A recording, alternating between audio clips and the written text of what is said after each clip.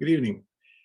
I'm Michael Filigera, and I'm with logicalsignals.com. And tonight I am bringing the Elliott wave update for the NASDAQ 100 for Sunday, March 28th, 2021. And this actually will be valid for trade on Monday, the 29th. Where we left it coming into Friday's trade, that we were looking for a minute wave 2 to complete, and then for a minute 3 to begin. And that would be a more of, as I was describing, a 3 of 3 move. And in this case, it would be down. And what we were looking for at the time was for when and if that began, that it would start to break below moving averages on the hourly chart, which it did, and that it would start to break below Fibonacci support. And that's the part it failed. It didn't really break through the levels that we needed it to break to get on its way down to getting below the previous low, or the low that still stands at 12,609 or 610. And so, and then it reversed and it went up. And then it did a ABC down, and then proceeded to just rally like a bat out of hell. And this was all expiration, and these were quick and intense moves, and the buying was just persistent for about an hour and a half on Friday afternoon, and I believe totally tuned into the expiration that was happening on that particular day, because we were watching different stocks just kind of blow through strike prices, et cetera, and that just forces a lot of adjusting and a lot of trade. In any case, it was one for the books because it was so tradable, but you just had to really put aside everything and just trade it. And what I mean by that, and this is really the helpful part, folks, because it's like, it's one thing to have an idea of where we believe the market's going to go, and we've got break points and we've got Fibonacci levels, and so we can really plan a trade. But when a trade happens suddenly, and it's happening in a direction that you're not really expecting something to accelerate like it did, you're expecting the acceleration to come in the other direction. Well, when it didn't, and it happened going up, it really, as an Elliottician, it throws that count on hold until I can step back and take a look at the market. And that's kind of what I'm going to do coming next. But the point I'm trying to make is, like, when that thing took off, when this market took off, it was evident they're just buying. And every little pullback of just even a few ticks just opened the door for the next buy to come through. And this went on right through to the bell. Then they started to sell it after the bell. Now, my point is, it's like when you're caught kind of off guard, but the trade is there, you got to put all aside and you got to trade it. You got to buy it, because it in the first, there was a 1 minute bar that I looked at, folks, and this thing moved $56 in 1 minute. In 1 minute. And so when it moves like that, that's big money when you're trading. You're in and out, and I'm telling you, it's big money, and you don't want to miss it. So trade what's in front of you. Now, let's go over the analysis, because what I was looking to do before, as I said, was to put a minute wave 2 right here, and then we were going to begin. When it didn't, the wave 3 is still going to come, but I put it on hold, and I really had to trade what was in front of me, because it was very tradable up and it was very tradable down, but they were fast. Now here it says on an hourly, but the decline may have lasted over an hour, but it came in fits and spurts. And when it did, it was fast, and it just kind of happened. And then it might have paused and just hover around a particular area, and then it happened. So it was good, and the trading was good. But I noticed that what we did is that when I stepped back, I'm still looking for a minute wave 2. But as I've discussed, corrections are not always the easiest thing, A, to count, and B, to really figure out which one is taking place, because there are about 14 different combinations that can be put together. And in a study of Elliott wave, I definitely go into detail on what each one of those are. but they come from what I'm going to describe right now. Just instead of just a one ABC in the direction counter trend, it ends up being a double ABC. And what separates the two is a three-wave X wave. That's the kind of where it comes in. You're like, what? So that's what happened.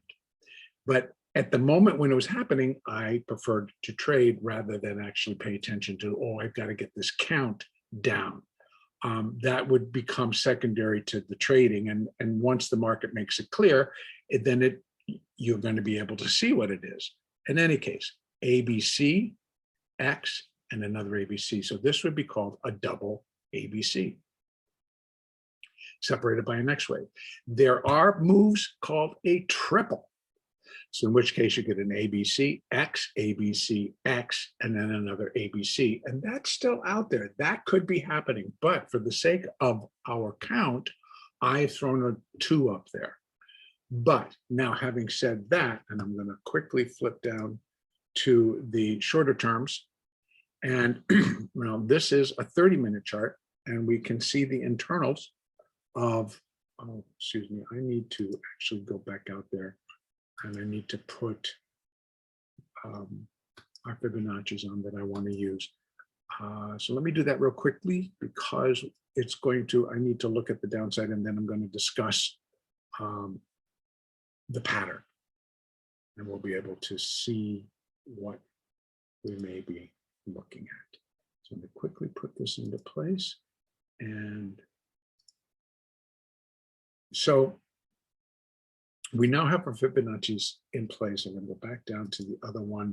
And what we're going to be looking for, if I'm going to put this 2 up there, which I did, now what I'm looking for, if this is going to be the start of a minor third wave, then what we're looking for, or excuse me, a minuet third wave or a minute third wave, this is the sub-minute level. So we're looking for the first wave down, the first 5 down. That would be on this level. That's then going to get labeled as a wave 1 coming off. What it needs, of course, and this is on the 30-minute chart, it needs a new low below that. Right now, we see that the 50-day moving average is holding. And because of that intense rally, the 200 remains above the 50. But you can see it was starting to turn higher. This remained flat. Those had already turned higher. So if we're going to get a continued rally, these moving averages are going to move right up, and that 200 is going to be on the bottom, which is going to signal that we've got more upside to go. Right now, that's not the case. In fact, the 50 is below the 100 is below the 200. If this turns lower with any intensity, this 50-day moving average is going to get broken. And that's going to give us a better indication, because by then this will have moved, the 4 and the 8 would have come down and all been pointing lower. Then we're going to be in alignment to go down. Look at how, even on our 1-minute chart, they're all kind of bunching up together, but that's kind of what the market's doing right now. So that remains totally, who knows? So it's sideways, and that's exactly what's being represented. On the 5-minute chart, kind of the same thing, but it's more so in line to go up because we have the 200 and the 100 is above the 200, and the 50 is above the 100, but in the 20, and this is where it gets all bunched up. So if it's going to go up, that needs to straighten itself out so that it relieves the pressure on the 50. The 20 is going to remain above it, and the 8 is going to remain all above that. And that would help to resolve that, but that's even more bunched up. So we're going to have to wait and see, and the market is being reflective of that. But if it is going to go down, it needs to begin to accelerate. Now, having said that, on a very intraday basis, and this could happen overnight before we even get to tomorrow on the US trade, if we get that 5 down, then I'm going to be looking for an ABC up. Not big, not going to the roof. In fact, I would expect the sell pressure is going to be more intense than the buy pressure. So the buying would be capped because sellers are going to start moving in and they're going to sell some, and the buyers might come in, take a little bit, and then they're going to pound it back. So I do think that that would be the case, but nonetheless, I still would need to see a 3-wave rally up and then the fireworks to begin. Hopefully this all waits until we get back on board tomorrow morning, unless you trade all night. In that case, trade Globex and have a party. In any case, if the market goes up from here, then we do have choices. That this ends up being the next wave and we're into the next ABC. There are Fibonacci relationships between the two, or between the three, but we'll discuss that if and when it should happen, and then we can use some of those Fibonacci relationships in trying to determine where it's going to end up. Again, when we move back out to the larger chart, we know that if this is still going to be a minute 2, then it still cannot go beyond the starting point of the minute 1, which is right here. So it could not get above that. And we've already been above, well, no, actually we haven't.